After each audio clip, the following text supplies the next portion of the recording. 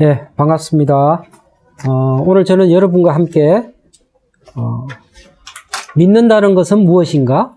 또는 하나님께서 또는 예수님께서 어떠한 믿음을 믿음으로 인정해 주시는가? 거기에 대해서 나누려고 합니다. 여러분이 성경책을 가지고 계시면 또 핸드폰을 보셔도 되고요. 히브리서 11장 한번 펴보세요. 히브리서 11장부터 41절부터 40절까지 보시면 하나님이 믿음의 사람들에 대해서 내가 이러이러한 믿음이 있는 사람이라고 인정했다라고 말씀하고 계십니다. 우리가 히브리서 11장을 깊이 묵상하게 되면 생각보다 이 히브리서 11장에 있는 믿음과 나의 믿음이 그렇게 큰 차이가 있지는 않구나. 단지 내가 무엇이 믿음이었는지 또 하나님께서 어떠한 믿음을 믿음으로 인정해 주셨는지 그걸 잘 몰랐구나 라고 생각하실 수 있을 것입니다.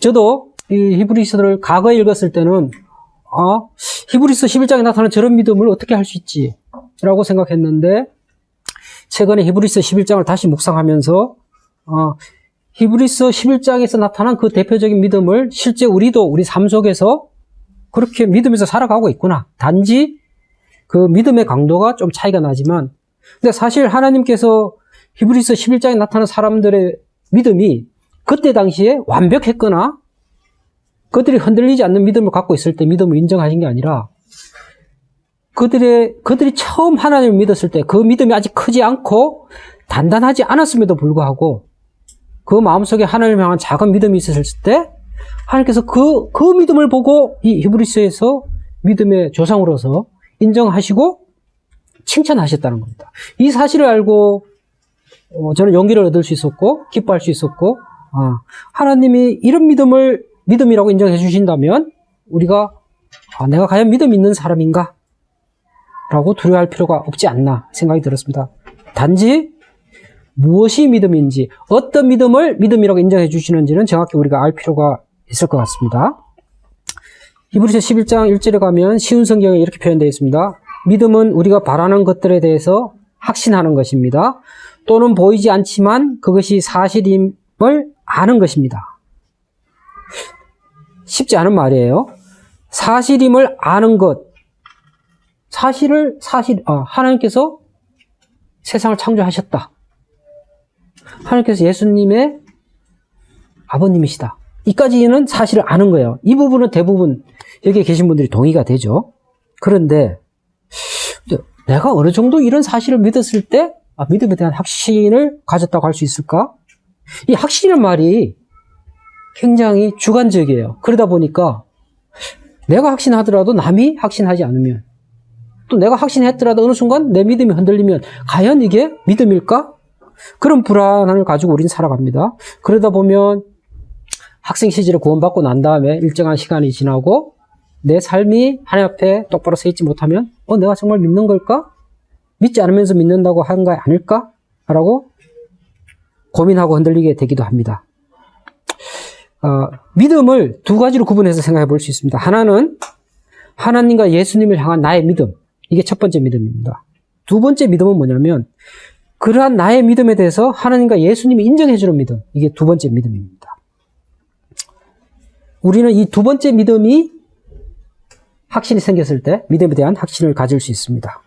자, 그러면 내가 어느 정도 했을 때 하나님과 예수님이 나의 믿음을 인정해 주실까? 성경에서는 어떤 믿음을 인정해 주셨는지 한번 볼게요. 2절에 보면 옛날 사람들도 믿음으로 인정을 받았습니다. 3절 믿음을 통해 우리는 이 세상 모든 것이 하나님의 말씀으로 창조되었다는 것을 이해합니다. 믿음으로 이 세상이 하나님의 말씀으로 창조되었다는 것을 이해한다. 이거를 이해하면 믿는다는 거라고 말씀해 주십니다. 여러분 마음속에 지금 하나님이 말씀으로 세상을 창조해서 이게 믿어지면 그게 믿음이라고 하나님이 인정해 주신다는 것입니다. 자, 그 다음에 또 어떤 믿음을 인정해 주는지 볼게요. 4절에 가면 아벨은 믿음으로 가인보다 하나님께 더 나은 제사를 드렸습니다. 하나님께서는 아벨이 드린 제사를 기뻐 받으시고 그를 의인이라고 부르셨어요. 자, 아벨은 자기가 키우던 가축을 제물로 드렸고 가인은 곡식을 드렸는데, 근데 왜 하나님은 가인 것은 받지 않으시고 아벨 것은 받지 않으셨을까요? 구약에는 명확히 나와 있지 않아요. 근데 신약에서 평가하기를 아벨의 것은 받았다. 왜? 아벨은 자기가 가진 것 중에 최고의 것을, 내가 가진 것 중에 최고의 것을 하나님께 바쳤어요. 근데 가인은 그렇게 하지 않았다라고 신약에서 해석하고 있습니다. 자, 그러면 우리는 아벨과 같이 한다면 하나님께 어떻게 인정함을 받을 수 있을까요?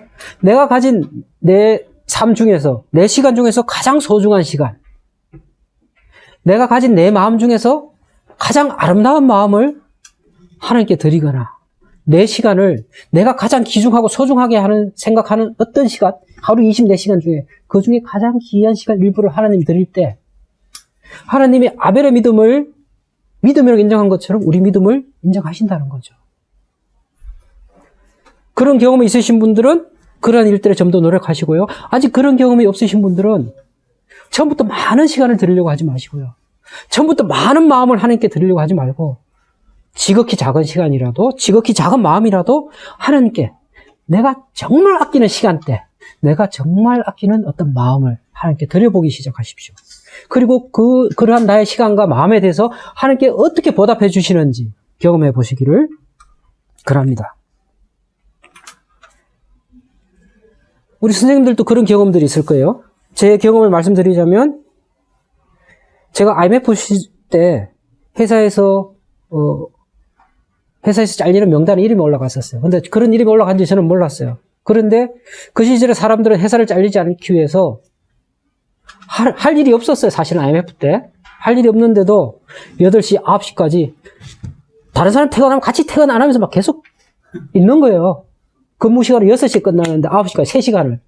근데 나는 어떻게 했냐? 이러다 하면 잘릴 것 같다. 그래서 성경대학에 등록을 했어요. 그리고부터 2년 동안 일찍 퇴근해서 성경대학을 갔어요. 물론 매일 간 건 아니에요. 일주일에 한 번씩. 성경대학 가기 위해서 6시 칼퇴근했어요. 남들이 쟤 대체 무슨 배짱이야? 잘리려고 각오했네? 라고 생각했어요. 근데 그 IMF 시즌이 지르고 한 2년 정도가 지나고 난 다음에 어느 날 누군가 나에게 얘기해 줬어요. 사실은 인사부에 누군가 나에게 얘기해 줬어요. 너가 명퇴자 명단에 있었는데 너의 상사가 노성철은 이러이러한 사람이고 이러이러한 애니까 명단에서 빼줘라. 우리 부서에서 3명이 잘렸어요. 저까지 빠져서 4명인데 저는 명단에 올라갔다가 빠졌고, 나중에 그 얘기를 들으니까 내 사수가 나에 대해서 빼줬다고 하는데, 인간적으로 보면 그분이 빼준 거지만 내가 성경대학을 가면서 하나님, 나 무섭습니다. 회사에 잘릴까봐. 근데 하나님께 내 시간을 들여서 충성할 테니까 나를 잘리지 않게 해주십시오. 내 홀어머니 먹여 살려야 하는데 내가 잘리면 나는 괜찮은데 우리 어머니가 마음으로 너무 타격을 받았기 때문에 나를 지켜주십시오라고 기도하고 다녔어요. 그 2년 성경대학 다 졸업하고 한 3년 차에 이 얘기를 누구에게 들었어요. 하나님은 그런 식으로 우리에게 우리 믿음에 대해서 보답을 해주십니다. 우리 학생들 중에 이런 경험 갖고 계신 분 없어요? 한번 얘기해 보세요. 혹시 그런 경험 있으시면. 우리 선생님 중에 누가 한번 얘기해 보실까요? IMF라고 하니까 1999년도 같습니다. 네, 네. 저 때 대학생이라. 꼭 이런 경험이 아니라, 나에게 아벨이 한 것처럼 나의 귀중한 시간을 드렸을 때 하나님께서 나에게 어떻게 보답해 주셨는지, 나를 어떻게 지켜주셨는지. 이게 믿음이에요. 이게 믿음의 열매예요. 이런 경험을 안 믿어지죠? 트라이 하세요. 하나님, 제가 시도할 테니까, 제 믿음이 연약하니까 제 믿음을 키워주십시오. 증거로 보여주십시오라고 도전하십시오. 하나님은 내가 믿음으로 도전할 때 건방진 놈, 무조건 믿어야지 라고 얘기 안 했어요. 너의 그 도전이 귀하다 라고 말씀하십니다. 계속해서 볼게요. 6절에 믿음이 없으는 어느 누구도 하나님을 기쁘게 하실 수 없습니다. 하나님께 나오는 자는 그가 계시다는 것과 그를 찾는 자들에게 상 주시는 분이라는 것을 진정으로 믿어야 합니다. 하나님은 하나님께 나아오는 자, 하나님을 찾는 자들에게 상 주시는 분이라는 것을, 이걸 믿는 것을 믿음이라고 하십니다. 자, 이런 믿음을 가져야 돼요. 시도해 보셔야 돼요. 자, 저는 또 어떤 믿음을 가져봤었냐면, 제가 99년에 결혼을 했는데 2004년까지 아이가 안 생겼어요. 5년 동안. 근데 하나님께 기도했어요. 하나님, 제가 아직 자녀를 키울 인격이 안 돼서 안 주시는 거죠? 제가 하나님 앞에 좀 더 노력할 테니까 저에게 자녀를 주십시오. 6년 만에 첫째 아이가 태어났는데 제 자녀가 이제 4명이에요. 대학교 졸업하고 또 첫 직장에서 만났던 사람들이 5년, 6년 동안 아기를 가지지 못했던 저희 가정을 아는 친구들이 지금 만나서 이제 너 조심스럽게 혹시 아직 아기가 없을까봐 내 마음에 상처받아 너 애가 몇 명이야 물어요. 4명인데 하면 뭐야? 너 그때 장난친 거야? 라고 얘기해요. 하나님은 이렇게 우리 믿음에 대해서 응답하십니다. 그 다음에 8절에 믿음으로 아브라함은 하나님께서 그에게 약속하신 땅으로 가라는 하나님의 부르심에 순종하였습니다. 그는 가야 할 곳도 모른 채 자기 고향을 떠났습니다. 이걸 믿음이라고 하셨어요. 하나님이 명확히 무엇을 보여주지 않는데 너 이쪽으로 가. 믿고 그럼 하나님 지금부터 당신이 책임지셔야 됩니다. 저는 믿고 갑니다. 그렇게 가면 하나님 책임져 주신다는 거죠. 오늘날 이러한 믿음을 가진 분들이 많습니다. 우리 주변에. 어떤 사람들일까요? 선교사들입니다.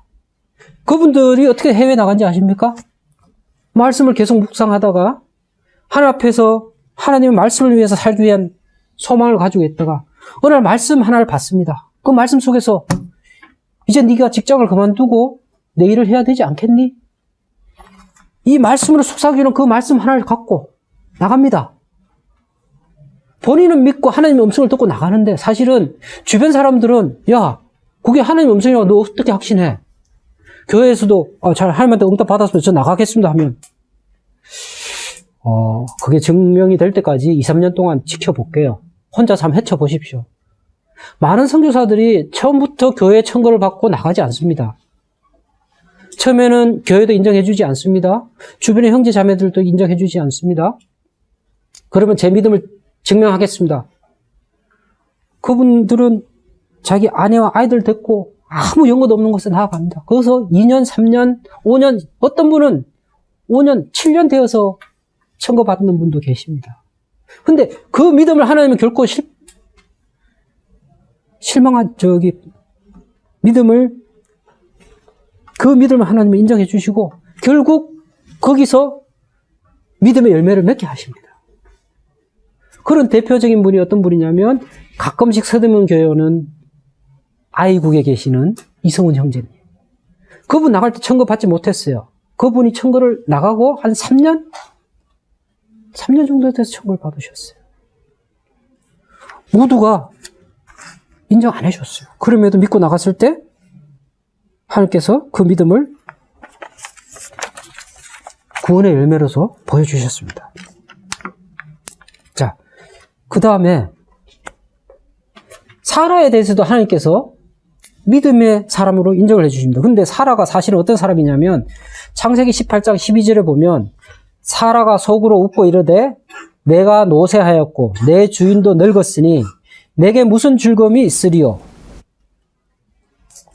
13절에 여호와께서 아브라함에게 이르시되 사라가 왜 웃으며 이러기를 내가 늙었거늘 어떻게 아들을 낳으려 하느냐.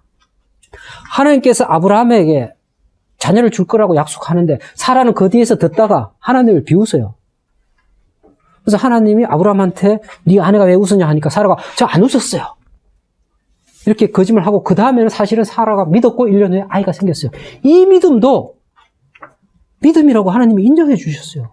이거는 뭐냐? 처음에 여러분 마음속에 아직 하나님을 향한 확실한 믿음이 없어도 약간의 의구심이 있어도 그럼에도 불구하고 하나님 이 흔들리는 믿음을 가지고 제가 당신을 믿고 행하겠습니다. 그리고 행하고 나아가면 하나님이 그것을 믿음으로 인정해 주시고 그 이후에 그 믿음을 키워주신다는 것을 말씀에서 보여주시는 것입니다. 그 다음에 자 12절 이후에 나오는 하나님이 인정한 사람들 역시 그렇게 큰 믿음을 가진 사람들이 아니었어요. 그럼에도 하나님이 그들이 믿었다고 인정해 주셨는데요. 13절에 참 아름다운 말씀이 있습니다. 13절에 어떻게 표현되어 있냐면 쉬운 성경에 이 사람들은 모두 믿음을 따라 살다가 죽었습니다. 그들은 하나님께서 그의 백성에게 약속하신 것을 받지는 못했으나 앞으로 올 것들을 멀리서 보고 기뻐하였습니다. 그들은 스스로 자신들이 이 땅에서 나가내일 뿐이라고 고백하였습니다. 이들은 누구냐면 아직 예수 그리스도가 오기 전에 예수 그리스도를 직접적으로 계시받지 못했고 천국이란 것을 직접적으로 계시받지 못했지만 아브라함이나 이삭이나 야곱이나 요셉이나 언젠가 저 하늘나라에 하나님께서 우리를 위해서 도성을 지어주실 거라는 거, 우리를 위해서 새 몸과 새로운 하늘을 만들어 주실 거라는 그런 믿음을 가지고 나그네 된 삶을 살아갔다라고 얘기해 주십니다. 우리도 이러한 믿음을 가지고 살아갈 때 천국이라고 얘기하면 별로 와닿지 않죠. 근데 하늘나라에 우리를 향한 도성, 우리를 위한 성을 우리만을 위한 아름다운 성을 지어주실 거라는 거죠. 지금은 잘 와닿지 않을 거예요. 언젠가 여러분이 히브리서 11장을 깊이 한번 묵상해 보세요. 1년에 한 번씩 계속 묵상해 보세요. 오늘 제가 말씀드릴 이 말씀이 왜 그렇게 아름다운 말씀이라고 얘기했는지 언젠가 이해가 될 날이 올 거라고 생각합니다. 15절에 만일 그들이 떠나온 고향을 생각한다면 다시 되돌아갈 수도 있었을 것입니다. 그러나 그들은 더 나은 고향을 기다리고 있었는데 그것은 바로 하늘에 있는 고향이었습니다. 그래서 하나님께서는 저들의 하나님이라고 불리는 것을 부끄러워하지 않으시고 그들을 위해서 한 성을 예배해 주셨습니다. 자, 이제 17절 이후에 이삭, 야곱, 모세, 이스라엘 백성, 기생 라합, 기드온, 바락, 삼손, 입다, 다윗, 사무엘 이런 사람들에 대한 얘기가 나오는데요. 우리가 성경의 인물들로 이분들의 좋은 점만 기억하기 때문에 위대한 분이라고 생각하지만 사실은 그분들 삶 하나하나를 뽑아서 보면 인간적으로 굉장히 연약한 부분들이 많았습니다. 특별히 기드온이라는 사람은 사사 중에 기드온이라는 분은 하나님께서 직접 네가 싸워라. 내가 너를 승리하게 해주겠다 했는데 하나님한테 저 못 먹겠습니다. 4번이나 증거를 보여달라고 했어요. 4번이나 증거를 주고 하나님 4번이나 증거를 보여주고 난 다음에 비로소 싸우러 나갔어요. 그런데도 이 기드온도 믿음의 사람이라고 인정해 줬어요. 그러니까 여러분이 하나님께 믿고 해보다가 한 3번 정도 의심이 생겨도 4번째 믿으면 기드온만큼 인정해 주세요. 여러분도 그 정도 믿음이 있잖아요. 4번 정도 트라이 해볼 수 있는. 응? 그 다음에 33절에 이런 말씀이 있습니다. 그들은 믿음으로 나라들을 정복하고 옳은 일을 하였으며 하나님께서 약속하신 것들을 받았고 사자의 입을 막았습니다. 믿음으로 나라들을 정복한 것은 이스라엘 백성들이 가나안 땅에 가서 여러 민족들을 무너뜨린 것을 얘기합니다. 사자의 입을 막은 것은 다니엘에 대한 얘기를 해주는 거죠. 34절에 큰 불을 막아내며 칼날을 피하였습니다. 이 부분들은 다니엘의 친구들을 얘기하는 겁니다. 그 다음에 35절에 여자들은 죽은 가족이 다시 살아나는 것을 보았습니다. 라고 얘기하고 있습니다. 33절, 34절, 35절은 믿음에 대해서 하나님이 좋은 것만 주세요. 아, 나도 이런 믿음이 있었으면 좋겠다 생각이 들죠. 그런데 그 이후에 어떤 이들은 죽은 후에 더 나은 삶으로 부활할 것을 생각하면서 고문을 당하고 풀려나는 것을 거절하기도 하였습니다. 하나님께서는 우리의 믿음에 대해서 반드시 좋은 것을만 주시도 않고 때로는 이 땅에서 우리가 고문당하고 죽지만 거기에 대한 더 큰 보상으로 저 하늘의 도성에서 우리에게 더 큰 보상을 가지고 기다리고 있다고 말씀해 주십니다. 35절에 이 고문을 당하고 풀려나는 것을 거절한 분들이 로마 시대에 고난받았던 분들이고 일제시대에 믿음을 위해서 신사참배를 거부했던 분들이고 공산주의 북한에서 믿음을 지키기 위해서 총살을 기꺼이 받아들인 분들을 얘기하고 있습니다. 여러분이나 제가 어떤 때는 하나님께서 33절, 34절에 믿음의 보상을 주시기도 하고 어떤 때는 우리의 믿음이 크다고 생각되시면 35절의 사람처럼 우리에게 고난을 견뎌내기를 원하실 수도 있습니다. 누구나 고난을 원하지는 않습니다. 그래서 저 역시 하나님, 저는 이런 고난을 당하고 싶지 않습니다. 이 고난을 할 수만 있다면 피해가게 해주십시오라고 얘기합니다. 할 수만 있으면 피해가게 해달라고 합니다. 그런데 주시면 받아야죠. 당당히 견뎌낼 자신은 없지만 하나님 대신 주시면 그걸 견뎌낼 수 있는 힘을 저에게 주십시오라고 저는 기도합니다. 37절에 그들은 돌에 맞아 죽었고 몸이 반으로 잘리기도 하였으며 칼에 찔려 죽기도 하였습니다. 얌과 염소 가죽을 두르고 가난과 고난과 학대를 견뎌야 했습니다. 여러분이 믿음이 단단해지고 커지면 하나님께서는 이 37절의 믿음을 여러분에게 요구할지도 모릅니다. 그런데 많은 분들이 이런 고난을 견뎌냈습니다. 왜? 그들에게는 세상은 아무런 가치가 없었기 때문에 견뎌냈다고 합니다. 그들은 강야와 산과 동굴과 땅굴에서 기꺼이 살았습니다. 믿음을 지키기 위해서. 왜? 그들은 우리를 향하신 하나님의 또 다른 아름다운 약속을 믿었기 때문입니다. 39절에 이렇게 얘기합니다. 이 사람들은 모두 믿음으로 이름이 알려진 자들입니다. 그러나 그들 중 어느 누구도 하나님께서 약속하신 것을 받지는 못하였습니다. 이 땅에서 받았지만 여기서 약속한 걸 받지 못했다는 걸 뭘 얘기하냐면 아직 하나님께서 완성하지 않은 하늘의 도성, 또 요한계시록에 나타난 새로운 몸, 바뀐 몸, 영화스러워진 몸, 죽고 난 다음에 부활한 우리의 그 몸을 얘기합니다. 아직 그런 것들을 경험하지 못했고 도성을 아직도 직접적으로 눈으로 보지 못했지만은 그것을 믿고 그들은 기꺼이 고난을 이겨내고 하나님을 대적하는 자가 싸워냈다는 것입니다. 저와 여러분도 이러한 하나님의 도성을 상상하고 구체화하실 수 있기를 원합니다. 언젠가 예수님께서 다시 오실 그날 우리에게 주실 그 새로운 육체를 바랄 수 있기를 원합니다. 오늘 말씀 속에서 다 기억이 나지 않더라도 하나님은 우리가 가진 작은 믿음을 인정해 주신다. 그 작은 믿음을 가지고 우리가 하나님을 믿고 나아갈 때 그 믿음을 더욱더 단단하게 해주신다. 이 말씀만 기억하는 것도 큰 의미가 있을 것 같습니다.